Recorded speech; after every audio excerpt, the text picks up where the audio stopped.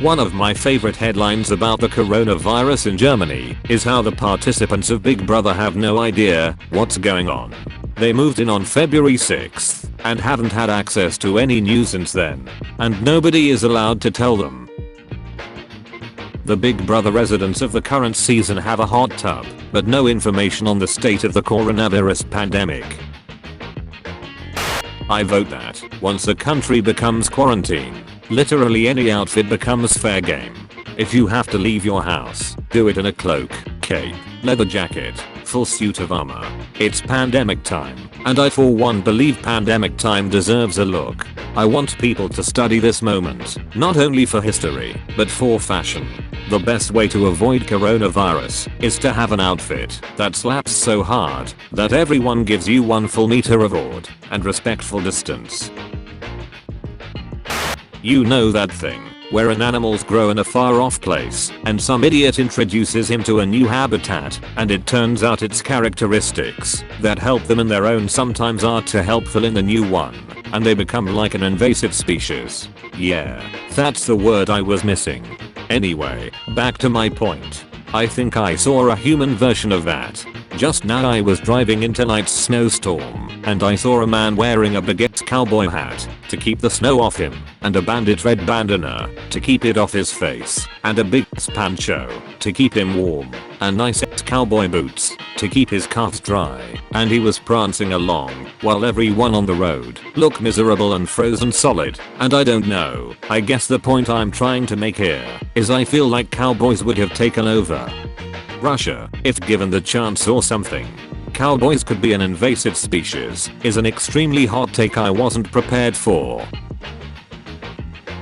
Teens on TikTok are making fake conversation videos that people can play if they're feeling unsafe in an Uber. Hi ladies, use this and stay safe if you get into a sketchy Uber/Lyft. If you're uncomfortable in an Uber, use this sound. Mom version. Say, wait, how do you know that?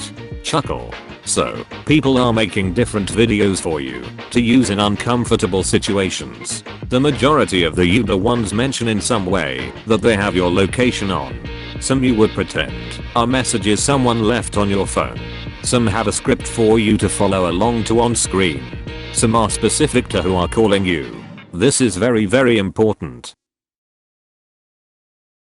RIP RIP RIP, I can never interact with my neighbor again. Holy F. I was outside with my cat just now, and he went behind a shrub for a bit, and me not realizing my neighbor was on the other side of that same shrub, poked my head round, and said way louder than necessary, "My scrumptious darling boy, whatever are you doing over there?" And this 40-something man I very rarely speak to handled it with remarkable grace, and very tentatively responded, "Watering my roses? You?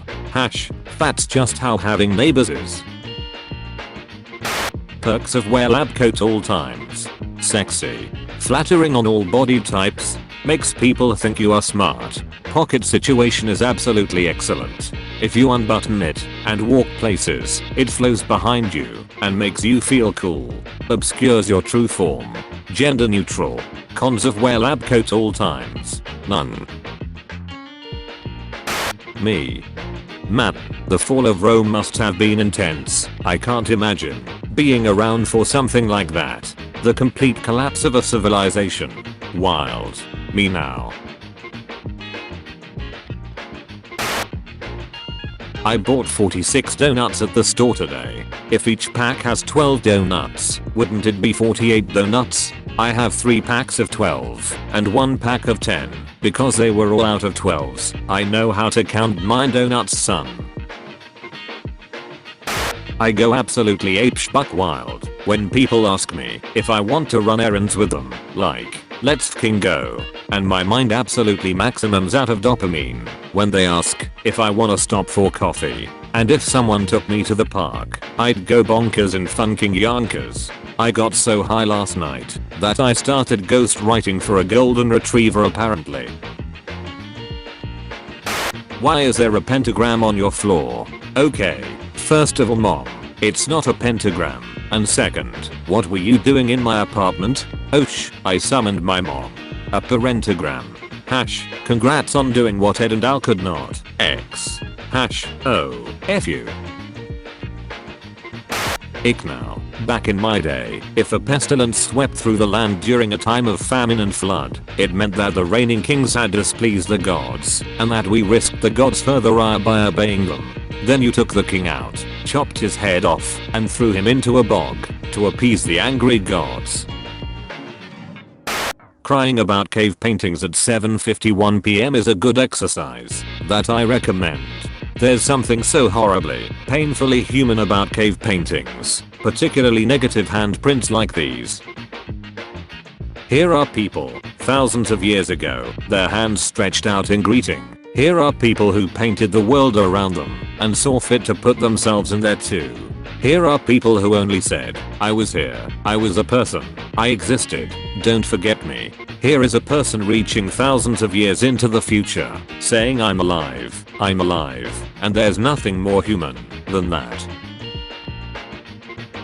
Learning about the Ides of March in middle school was so surreal for me, because it's my birthday, so when the teacher started talking about March 15th and Caesar's murder, everyone who knew my birthday gave me the side eye, like I was the one who stabbed him, so I was sitting there like. Luckily, I had a good alibi, since I was in Michigan, and not born yet.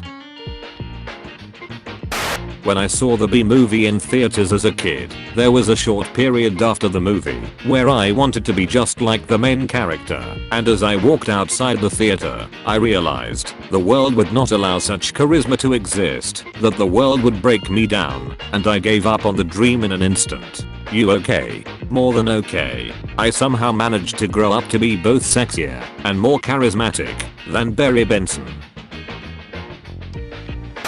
Game idea. You play as a humble peasant who must fight off waves of adventurers who feel entitled to just waltz into your house and loot whatever they please. Let go of my cheese wheel, you jerk face.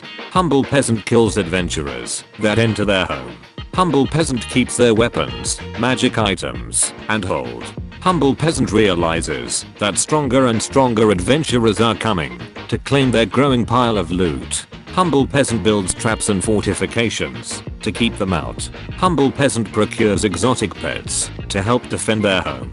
Humble peasant continues to amass more and more loot and attract stronger and stronger adventurers. Humble peasant has to keep building up and fortifying their home, traps, and pets to keep the adventurers out. Humble peasant suddenly realizes that they have accidentally built a dungeon. It's a fucking dungeon now. It's fortified and full of traps, monsters, and treasure, and the humble peasant is the boss. Humble peasant realizes that adventurers will never leave them alone now. Humble peasant hates adventurers. Humble peasant accidentally becomes major villain. What's it like being 21 and older? I've probably said this before, but I love the Twilight Zone episodes with no quantifiable moral at the end. They just wrap up like, wouldn't it be fucked up if that happened? Everyone's saying Black Mirror. No, the whole point of Black Mirror is that it's rife with unwanted morals. No, I don't want to be told how technology is making us distant and how helicopter parenting makes kids hate you. I want what if astronauts found their own dead bodies on a random planet and had a breakdown for a full episode, then realized they are dead for real, and then forget and do it all again forever. Wouldn't that be fucked? I'm Rod Sterling. Goddamn, you see that that was fucking crazy. Anyway, I'm Rod Sterling. You're teleported to 44 BCE Rome in your everyday street clothes. You're brought before Caesar, and he believes you might be from the future, hoping to bring him fortune. One day he questions you, asking, how do I die? Surrounded by friends. Even if you don't like Halloween, you have to appreciate its position as the sole thing, keeping Christmas from advancing even earlier into the year, like a cancerous growth. The goth kids hold the line. Strangers coming together to sing through really trying times will always make me tear up. The Italians singing through the CV quarantine. The Parisians singing as Notre Dame burned. There's just something so hauntingly beautiful about it, and it says so much about humanity and how we handle crisis. Yeah, but the Italians are singing the goddamn Macarena, so you really take it that seriously? I mean, I was referring to the ones singing their national anthem. But I'm 100% down for the Macarena too. This is utterly fucking delightful. I've noticed a trend in life. The larger a thing is, the more likely it is to be evil. This applies to companies, YouTubers, people, and mountains. In cases of dogs, the direct opposite is true. A notable outlier. When it's finally 2020, but you realize that both 1820 and 1920 had massive plague outbreaks. F. When you remember the anti-vax movement. Well, it is the year of the rat. Oh no, it's all coming together. I first reblogged this in January, and here my ass is in March 2020, self-quarantined at home. History is a circle, and I'm terrified. Humans don't have enough ornamentation. Where's the plumage, the antlers? I could go for a good vibrant throat sack I could display as I sing in the mating season. Humans have some of the most extreme hair variation over their bodies in the animal kingdom, with hair on some parts of our body a few millimeters long, and fine enough to be almost invisible, and hair in other parts a good meter long, if not artificially trimmed. Part of the inside of our mouths are turned out to make our lips bright red. We have comically oversized breasts and lack PP bones to make erections more indicative of impressive circulation, and have some of the most complex behavioral adaptations to self-ornamentation for courtship seen in anything that doesn't spend half its life collecting blue bottle caps. How much ornamentation do you want? I'd like antlers, as previously stated. You wake in the night with your arm hanging over the side of your bed. It is still dark, and your bedroom is shrouded in deep shadow. Something unseen seizes your hand. You grasp it tightly, knowing that first impressions are important, and a firm, confident handshake will establish dominance. A hollow voice echoes under your bed, shaking you to your core. You're hired. The void is hiring. McDonald's almost got rid of its golden arches in the 1960s. The arches were only kept because a psychologist they hired said they had great Freudian importance in the subconscious mind of customers. They represented Mother McDonald's breasts. This is why we need to dig Freud up and kill him again. McTitties. This post was bad enough, you didn't need to make it worse. I hate having a body, it's so high maintenance. Shower this, eat that, drink this, sleep that, it's all very stupid. Mukbang. I just eat another person, but I get so into, I start eating my own arm, and I only realize until half of it is gone, and I get 13 million views. Pukicho is a genius. I think Tumblr needs to read this post before sending me notifications like this. Mukbang. I eat the parts of your brain that makes you question me. I'd love to see a classic fantasy thing where the stereotypical personalities are mixed up. The halfling thief is stoic and serious. The barbarian is bubbly and cheerful. The lady magician likes ale and head-butting things. The dwarf sings gentle lullabies and walks softly. The thinly veiled fantasy world version of a Native American has a wicked sense of humor. Constantly plays pranks on the rest. The normal farm boy of destiny plans to join up with the villain at the first chance he gets. World domination sounds excellent. The villain treats his underlings with respect and compassion. His hot daughter gets both medals of honor and surprise birthday parties, and she wouldn't dream of siding with his enemies, no matter how nice and or handsome their leader is. She and dad want to take over the world so they can improve it. Unicorns stab people a lot.